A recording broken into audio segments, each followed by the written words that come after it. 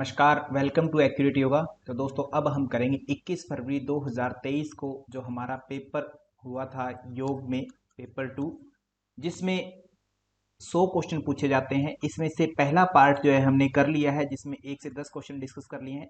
यदि वो पार्ट आपने नहीं देखा है तो आप जाकर के पहले वह पार्ट देख सकते हैं। एप्लीकेशन पर कंप्लीट सारे के सारे PYQs जितने भी है उनकी रिकॉर्डिंग्स अवेलेबल है, वहां से आप परचेज कर सकते हैं और कोर्स देख सकते हैं पूरा का पूरा। आज हम करेंगे पार्ट 2, जिसमें हम जो है 11 से लेकर के 20 तक क्वेश्चंस को डिस्कस करेंगे। तो चलिए शुरू करते हैं। यदि आप भी NTA NET JRF इन योग की तैयारी कर रहे हैं तो आज ही accurate yoga application play store से इंस्टॉल कर सकते हैं। एक्यूरेट योगा स्पेलिंग इसके नाम से ही है, ACCURATEYOGA। ये लिखेंगे आपको एप्लीकेशन दिखाई देगी, उसे इंस्टॉल कर ले। उसमें आपको पेपर 1 और पेपर 2 दोनों जो कोर्सेज हैं वो कंप्लीट सिलेबस मिलता है। पेपर 2 योगा की जो फीस है 1 साल के लिए 12,000 रुपए है, जिसमें आपको 5 चीजें मिलती है। Number 1 special recording to the point, 1 से लेकर के 10 यूनिट जो है हमारे सिलेबस में वो सारे के सारे वन टाइम में आपको कंप्लीट मिल जाते हैं। दूसरा, डेली उसमें लाइव क्लासेस हमारी कंडक्ट होती है, तो बच्चों को डेप्थ में जब आपका कोई क्वेश्चन होता है, क्वायरी होती है, तो लाइव क्लास में आप आकर के पूछ सकते हैं। नंबर 3, अगर आप लाइव क्लास में नहीं आ सकते परंतु लाइव क्लास को आपको सुनने का मन होता है तो उस लाइव क्लास को हम रिकॉर्ड करते हैं, जो एप्लीकेशन पर डाल दी जाती है। तो एप्लीकेशन पर आपको वो लाइव क्लासेस भी कंप्लीट मिलती है, ताकि आप लाइव क्लास में नए आते हुए भी लाइव क्लासेस को देख पाएं। और जो फोर्थ चीज है वो आपको, जब आप पढ़ते हैं तो क्या आपने पढ़ा और क्या एग्जाम में आ सकता है, क्या प्रेडिक्ट हो सकता है फ्यूचर में क्वेश्चंस किसी टॉपिक से, तो वो यूनिट वाइज और टॉपिक वाइज जो है आपके सामने क्विजेस भी अवेलेबल होती है, तो उनको भी आप कभी भी कर सकते हैं। इसी के साथ में जो हमारी रीढ़ की हड्डी कही जाती है किसी भी एग्जाम की, PYQ series, previous year question paper, तो वो जो है आपको इसी पैकेज में पूरे कंप्लीट जो है प्रीवियस ईयर क्वेश्चन पेपर जितने आज तक हुए हैं योग विषय के, वो सारे के सारे आपको पांचों एक ही बार में मिल जाते हैं। ये सारा का सारा 1 साल के लिए 12,000 रुपए की फीस होती है, इसमें आप ज्वाइन कर सकते हैं। इसी के साथ में यदि आप पेपर 1 करना चाहते हैं, जो कि हमारा जनरल एप्टीट्यूड होता है पेपर 1, इसमें भी आपको कंप्लीट सिलेबस जो है बोथ लैंग्वेज, बाईलिंगुअल हिंदी और इंग्लिश दोनों में प्रोवाइड करवाया जाता है, जिसमें आपकी लाइव क्लासेस चलती हैं। लाइव क्लास में नहीं आ सकते हैं तो उनकी आप रिकॉर्डिंग सुन सकते हैं लाइव क्लासेस की। और इसके अलावा आपको क्विजेस भी प्रोवाइड करवाई जाती है, जिसकी फीस है 1 ईयर के लिए 5,000 रुपीज, 5,000 रुपए। यदि आपकी कोई भी क्वायरी है तो आप दिए गए फोन नंबर पर हमें कॉल कर सकते हैं। तो जल्दी कीजिए, कोर्स को जल्दी बाय कीजिए। यदि आप ये सोच रहे हैं कि मुझे अभी एग्जाम ना दे करके अगली बार एग्जाम देना है तो मैं अगली बार तैयारी करूंगा, तो एक बात मैं बता देना चाहता हूं दोस्तों, कि आप जब भी मन में आए, चाहे आपको 1 साल बाद में एग्जाम देना है चाहे 2 साल बाद में एग्जाम देना है, तो कंपटीशन क्योंकि हाई है तो इसलिए जल्दी से जल्दी पढ़ना शुरू करें। क्योंकि एग्जाम देना एक दिन होता है परंतु उसकी स्टडी, उसकी प्रिपरेशन जो है आपको पूरा साल कम से कम करनी होती है, तब जाकर के आप जो है JRF के लिए एलिजिबल होते हैं। सिलेबस बहुत लेंदी होता है, सिस्टमेटिकली समझना पड़ता है। सिलेबस छोटा है दिखने में, परंतु उसको जब आप पढ़ते हैं तो वो काफी लेंदी हो जाता है, इसलिए उसको आपको ग्रेस्प भी करना होता है, उसको आपको डाइजेस्ट करना होता है पूरी तरह से। तो इसीलिए आप जितनी जल्दी अपनी तैयारी शुरू करें उतना बेटर है। तो इसीलिए जल्दी से एक्यूरेट योगा एप्लीकेशन डाउनलोड करें और अपना कोर्स, अपने नेट JRF की जर्नी है जो अभी से शुरू करें। तो क्वेश्चन नंबर सबसे पहले है 11 नंबर क्वेश्चन, योग चूड़ामणि उपनिषद के अनुसार प्रमुख 10 नाड़ियों में से क्या नहीं है, नहीं के रूप में पूछा गया आपसे। तो हमें पता है कि योग चूड़ामणि उपनिषद में जो है मुख्य 10 नाड़ियों का कॉन्सेप्ट है। वैसे 72,000 है, 72,000 में से कहते हैं 10 प्रमुख है। और ये जो है 10 नाड़ियां सेम हमें गोरक्ष संहिता में भी देखने को मिलती है। गोरक्ष संहिता का भी सेम ही कॉन्सेप्ट है। तो कल को पूछा जा सकता है कि 10 नाड़ियों का कॉन्सेप्ट किस किस में है, चूड़ामणि और गोरक्ष संहिता में बिल्कुल सिमिलर कॉन्सेप्ट है, बिल्कुल डिट्टो। हालांकि SSP सिद्ध सिद्धांत पद्धति भी थोड़ा बहुत जो है 10 नाड़ियों के बारे में चर्चा करती है, परंतु वो थोड़ा सा उबड़ खाबड़ कर देती है, उनकी एग्जैक्ट जो है काउंटिंग नहीं है। परंतु योग चूड़ामणि और गोरक्ष संहिता बिल्कुल परफेक्ट मैच करते हैं एक दूसरे से, तो ये आप ध्यान रखें कल को बात की जाए तो अगर आपको गोरक्ष संहिता की पता है तो चूड़ामणि के रूप में, और चूड़ामणि पता है तो गोरक्ष संहिता के रूप में आप उत्तर दे सकते हैं। तो इसमें स्पष्ट है कि पद्मिनी, चक्रिणी और हस्तिनी ये नाड़ियां 10 में नहीं आती है। उसके लिए आपको एक बार टॉपिक पढ़ना होगा। तो कल को इन नाड़ियों की संख्या पूछी जा सकती है कि कितनी है, 10 है, और 10 में से कौन सी है या कौन सी नहीं है, अलग अलग करके, या उनकी लोकेशन कहाँ है। जैसे ईड़ा, हमेशा ही ईड़ा जो है हमेशा बाईं साइड में होती है और पिंगला जो है हमेशा दाईं साइड में मानी जाती है, सुषुम्ना मध्य में मानी जाती है। और यशस्विनी की अगर बात करें तो बाएं कान में कही गई है। अलम्बुशा की बात की जाए तो अलम्बुशा नाड़ी की संख्या जो स्थान है उसे मुख में बताया गया है। और कुहू जो है लिंग प्रदेश में, गांधारी को बाईं आंख में बताया गया है, हस्तिजीवा को दाईं आंख में बताया गया है और पूषा को दक्षिण कान में बताया गया, दक्षिण कान में। इस प्रकार से सारी नाड़ियों के बारे में बताया गया। 9 हो गई और एक 10वीं जो है शंखिनी नाड़ी है। शंखिनी के बारे में कहा गया कि शंखिनी जो है मूल स्थान में, गुदा मूल के आसपास जो है इसकी स्थान बताया जाता है। तो ये 10 नाड़ियां, इनके स्थान जरूर याद कर लें। इसके लिए आप योग चूड़ामणि उपनिषद को एक बार पढ़ लेंगे तो आपको सारी चीजें पता लग जाएगी। तो इसमें नहीं पूछा गया था, तो नहीं के रूप में आपका जो राइट आंसर है वो पद्मिनी, चक्रिणी और हस्तिनी ऐसा शब्द नहीं है। ये बिल्कुल भी नहीं देखने को मिलता है योग चूड़ामणि उपनिषद में नाड़ियों के रूप में। तो इसी के साथ चलते हैं हम नेक्स्ट प्रश्न पर। नेक्स्ट है क्वेश्चन नंबर 12। योग तत्व उपनिषद के अनुसार योगाभ्यास में घटावस्था की स्थिति आने पर अवस्थिति के पश्चात जितना अभ्यास योगी कर रहा होता है उसका क्या करना चाहिए। योग तत्व उपनिषद जिसमें 4 योगों का वर्णन है। पहले तो आपको यह ध्यान रखना है 4 प्रकार के योग बताए गए, मंत्रलय, हठराज। इसमें जो है हमें अवस्थाओं को भी इनडायरेक्टली चर्चा की गई है, स्पष्ट रूप से चर्चा नहीं की गई है। यहाँ पर कहा गया कि घटावस्था सा प्रोक्ता तच्चिन्हानि ब्रवीम में हम 66 नंबर जो श्लोक है वहां पर आप देख सकते हैं। अध्यायों की चर्चा नहीं है इसमें। पूर्व यह कथितो अभ्यास चतुर्थ अंश परिग्रहत, कहते जो पूर्व में बताया गया उसका घटावस्था प्राप्त होने के बाद में चतुर्थ अंश चौथा भाग जो है 1/4 कहते अब करना है, इतना ही करना है। कहते पहले जितना कर रहे थे घटावस्था आ गई क्योंकि अब जो है थोड़ा कम कर दो और चतुर्थ अंश तक ही कीजिए। कहते तो चतुर्थ अंश ऑप्शन नंबर 3 है जो आपका राइट आंसर हो जाएगा। इसमें कोई भी बात एक्स्ट्रा में हमें डिस्कस करने की आवश्यकता नहीं, क्योंकि स्पष्ट आपका प्रश्न याद दिया गया है। इसी के साथ चलते हैं हम नेक्स्ट प्रश्न पर। नेक्स्ट है क्वेश्चन नंबर 13। पातंजलि योग सूत्र के अनुसार साधन पंचक में नहीं है। तो साधन पंचक क्या है, सबसे पहले तो ये पता होना चाहिए। योग सूत्र में कहीं भी साधन पंचक शब्द नहीं आता है। ये शब्द जो नाम दिया ये महर्षि वेद व्यास जी जो व्यास भाष्य है उसमें ये नाम दे रहे हैं वहां। तो यहां पर साधन पंचक की अगर बात की जाए तो क्या क्या है, श्रद्धा, वीर्य, स्मृति, समाधि, प्रज्ञा, पूर्वक, इत्रेशा। इन पांचों को साधन पंचक बोला गया। 5 होने के कारण ये पंचक कहलाते हैं साधन पंचक। 4 और 5 ये कहे जाते हैं। कहते हैं ये जो है आपकी प्रज्ञा को उच्चतम स्टेट या फिर जो है असंप्रज्ञात समाधि तक ले जाने में सहायक है। पांचों सीक्वेंस याद रखें।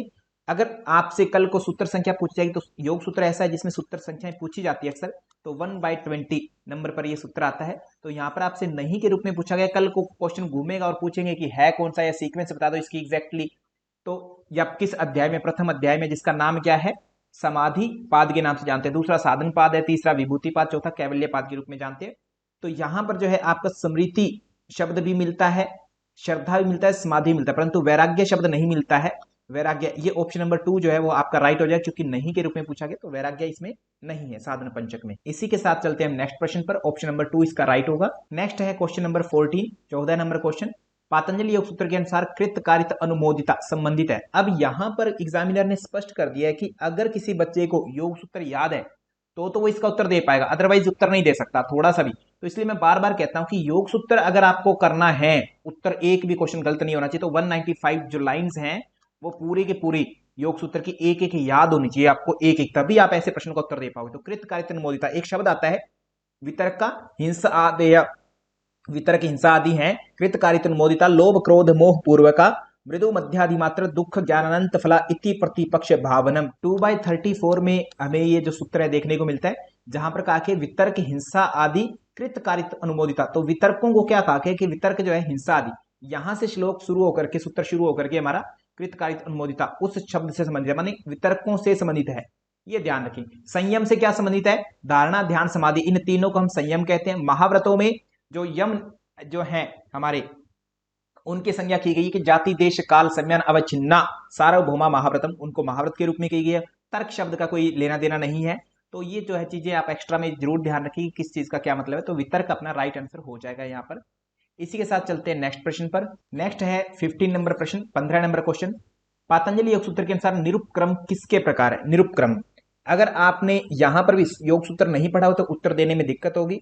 सोपक्रम निरुपक्रम च कर्म तत्संयमाद, कहते सोपक्रम और निरुपक्रम दो चीजें होती है, निरुपक्रम और सोपक्रम। सोपक्रम का मतलब होता है, एक होता है सोपक्रम, सोपक्रम का अर्थ है शीघ्र फलदायी, जो शीघ्रता से आपको फल देते हैं, शीघ्रता से फल देते हैं। जैसे कोई कर्म किया तुरंत रिजल्ट मिल गया, कि आपने जो है कड़वा भोजन कर लिया तो उसका तुरंत जो आपको रिजल्ट मिल गया, आपकी आंखें खराब हो जाती है, अजीब सा लगता है, आपको टेस्ट आता है तुरंत की तुरंत।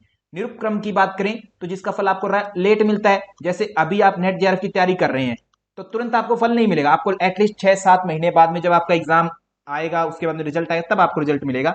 या कुछ कर्म ऐसे भी होते हैं जो इस जन्म में करते हैं और उनका बहुत अगले अगले जन्मों में फल मिलता है, ऐसा योग सूत्र का कहना है। तो सोपक्रम और निरुपक्रम 2 टर्म है, ये किसके प्रकार है? अगर आप योग सूत्र पढ़ेंगे तो सोपक्रम निरुपक्रम चय कर्म, कहते हैं ये कर्म है दोनों के दोनों, सोपक्रम और निरुपक्रम, कहते हैं ये कर्म है। तत्संयमात अपरांत ज्ञानम अरिष्टेभ्यो वा, कहते हैं उनसे अंतिम ज्ञान हो जाता है, आपके मृत्यु तक का ज्ञान हो जाता है, कहते हैं इससे मृत्यु का ज्ञान करवा देते हैं ये कर्म। तो ये ध्यान रखें, ये किसके प्रकार है? कहते हैं कर्म के प्रकार, क्योंकि सूत्र आपको लिखा हुआ है उस सूत्र में ये मिलेगा, ठीक है। तो ये चीजें जरूर ध्यान रखें। इसी के साथ हम चलते हैं नेक्स्ट प्रश्न पर। नेक्स्ट है क्वेश्चन नंबर 16। पातंजलि योग सूत्र के अनुसार निम्नलिखित में से जाति, देश और काल के संदर्भ में क्या एक रूप रहते हैं? तो यह प्रश्न सेम जो है पहले भी आया था, चौथे अध्याय से यह प्रश्न है, याद रखें 4th अध्याय से यह प्रश्न है, उसमें 9th नंबर जो हमारा सूत्र है वहां से लिया गया है। तो जाति, देश, काल, व्यवहित नाम अपि अनंतरयम स्मृति संस्कार और एक रूपत्वात्, कहते स्मृति और संस्कार जो है एक रूप में रहते हैं। जैसे आपने किसी का जो है भिखारी कोई व्यक्ति दिखा, उसको आपने पैसे दिए, तो जरूरी नहीं कि आपको भी कोई पैसे देगा बदले में बराबर, आपको किसी और रूप में फल मिलेगा उसका। आपने बहुत अच्छे से पढ़ाई की कि नेट जेआरएफ नहीं हो पाया, कोई बात नहीं, वो पढ़ाई कहीं और काम आएगी, परंतु उसका फल जरूर मिलेगा आपको। आपकी जो है कंडीशंस अलग अलग होते हैं, जाति, देश, काल अलग अलग हो सकते हैं, परंतु क्योंकि आपके दिमाग में वो सेम चीज एज इट इज है, स्मृति और संस्कार के रूप में ऐसे के ऐसे बनी हुई है, तो उसका फल जरूर मिलेगा आपको। बस जाति, देश और काल में जो है भेद हो सकता है, परंतु स्मृति और संस्कार हमेशा एक रूप में ही रहेंगे, वैसे के वैसे ही रहेंगे, उनमें कोई चेंजेस नहीं आएगा। जो आपने कर्म किया है वैसा ही रिजल्ट आपको पक्का मिलेगा। ये इस चीज को मेंशन किया गया है यहाँ पर। तो यहाँ पर स्मृति और संस्कार सूत्र से ही प्रश्न आया, तो इसलिए मैं बार बार कहता हूं कि योग सूत्र के सूत्र आपको रटे हुए होने चाहिए। अगर आपको क्वेश्चन करना है क्लियर, योग सूत्र का एक भी क्वेश्चन गलत नहीं करना, तो आपको योग सूत्र रटा हुआ होना चाहिए, चाहे आप कैसे भी कीजिए, योग सूत्र को जरूर रटिए। इसी के साथ चलते हैं हम नेक्स्ट प्रश्न पर। नेक्स्ट है क्वेश्चन नंबर 17। वशिष्ठ संहिता के अनुसार शरीर में कितने मर्म स्थान बताए गए हैं? तो सिंपल है, वशिष्ठ संहिता में कितने मर्म स्थान बताए गए? 18 मर्म स्थान बताए गए। उत्तर ये इतना काफी नहीं हमें जानना है एक्स्ट्रा कि 18 मर्म स्थान तो बताए गए हैं, परंतु क्यों बताए गए हैं? 18 मर्म स्थान की चर्चा ही क्यों हुई? प्रत्याहार का विषय जब चर्चा हो रही है, प्रत्याहार की चर्चा हो रही है वशिष्ठ संहिता में, तब कहते हैं कि प्रत्याहार कहते हैं करने के बहुत 4 तरीके, अलग अलग तरीके बताते हैं वो। उनमें से कहते हैं मर्म स्थानों में, जो 18 मर्म स्थान उनमें वायु को ले जाओ और वहां से वायु को खींच लो सभी से, तो कहते हैं आपका प्रत्याहार हो जाता है। ये सोचते उत्तम प्रत्याहार बताते हैं, उत्तम प्रत्याहार। 18 मर्म स्थानों की बात प्रत्याहार के संदर्भ में आई थी, तो ये कल को प्रश्न पूछ सकते हैं। 18 मर्म स्थानों की लाइन बहुत सूची जो है लंबी है, 18 की 18 है। ये ध्यान रखेंगे, पहला मर्म स्थान हमेशा नीचे से शुरू होता है और ऊपर तक आते होते 18वां मर्म स्थान होगा। तो कल को आपसे एग्जामिनर जो है 18 मर्म स्थानों की सूची मांग सकता है कि बताओ इनको क्रमानुसार रखो, शरीर में कहां कहां पर कौन कौन सा मर्म स्थान है, ऐसे पूछा जा सकता है। तो इन मर्म स्थानों को अच्छे से आप जरूर ध्यान रख लें, क्योंकि मर्म स्थानों की सूची यहां पर देना संभव नहीं है, परंतु उनको देख करके अच्छे से उनकी जगह, लोकेशन आदि स्पष्ट रूप से हमने डिस्कस की है पूरे कोर्स में। जब आप वशिष्ठ संहिता की वीडियोस देखते हैं तो वहां पर जो है सिस्टमेटिक रूप से आप इस चीजों को देख सकते हैं। यदि आप हमारे साथ मिलकर के नेट जेआरएफ की तैयारी करना चाहते हैं तो आप एक्यूरेट योगा एप्लीकेशन इंस्टॉल कर सकते हैं और पूरा सिस्टमेटिक रूप से अपना कोर्स तैयार कर सकते हैं। उसको देखने के बाद में आपको इधर उधर और हाथ पैर मारने की जरूरत नहीं होती, सिस्टमेटिक आप टू द पॉइंट पढ़ते हैं। फिर इसी के साथ चलते हैं नेक्स्ट प्रश्न पर। नेक्स्ट प्रश्न है क्वेश्चन नंबर 18। हठ प्रदीपिका में कौन से षटक्रम की विधि में वस्त्रावल्लोहारकस्य शब्द का प्रयोग किया गया है? सबसे पहले तो वस्त्रावल्लोहारकस्य का मतलब क्या है? कहते वस्त्रा माने एक तरह से लोहार की धोंकनी के समान, कहते भरना, श्वासों को पूरा भरना और छोड़ना, लोहार की धोंकनी के समान, धोंकनी के समान श्वासों को लेना और छोड़ना, ऐसे।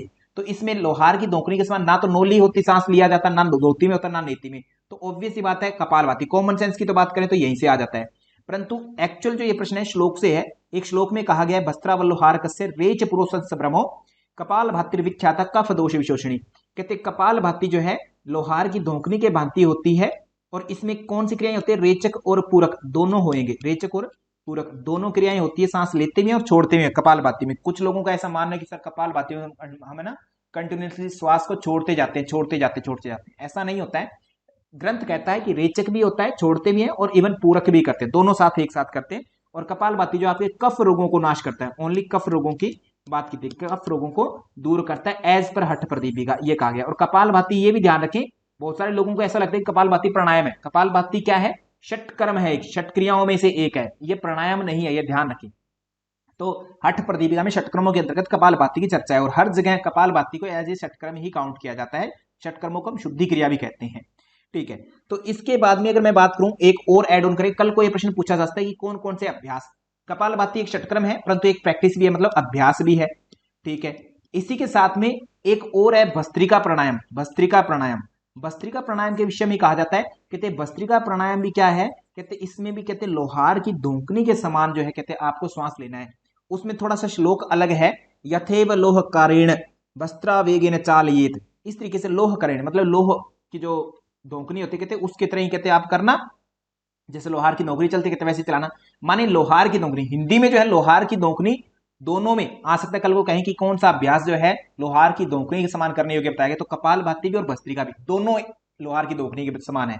एक इनमें से प्राणायाम है भस्त्रिका और एक इनमें से षटकर्म है। ये थोड़ा सा अच्छे से ध्यान रखना कि क्या पूछा जा रहा है आपसे, किस तरीके से बात हो रही है।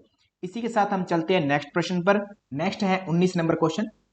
यहां पर भैखासन, हिंदी में भैखासन लिख रखा है, तो आप सभी से निवेदन है ऐसा जब उल्टा पुल्टा सा शब्द दिखे ना तो थोड़ा सा एक बार इंग्लिश देख लिया। ये भैखासन नहीं है, दिखने में ऐसा लगता है भैखासन है बट ये भैरवासन है। इंग्लिश देखेंगे भैरवासन।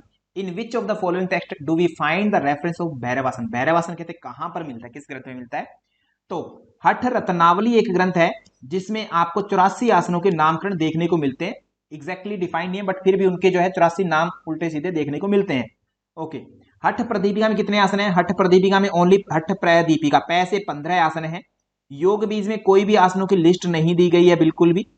हठ रत्नावली की अगर बात करें तो हठ रत्नावली में आपको 84 आसन मिलते हैं और गिरण संहिता में 32 आसनों का वर्णन देखने को मिलता है गिरण संहिता में। तो यहां पर जो है भैरवासन की बात की जा रही है, तो भैरवासन देखो ना तो हठ प्रदीपिका में ना घेरड़ में है। योग बीज में आसन की लिस्टिंग दे रखी है आपको।